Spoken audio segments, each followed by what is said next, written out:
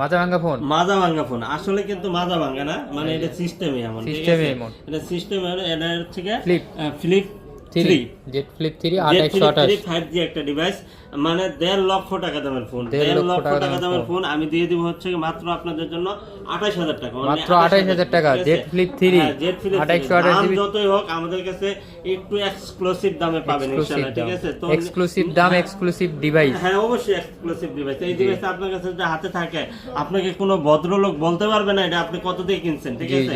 আপনি যদি বলেন যে আমি 1 লক্ষ টাকা দিয়ে কিনছি, তাও বিশ্বাস করবে। যদি বলেন 1,20,000 টাকা দিয়ে কিনছি, তাও বিশ্বাস করবে। আপনি যদি বলেন যে আমি 80,000 টাকা দিয়ে কিনছি, তাও বিশ্বাস করতে বাধ্য।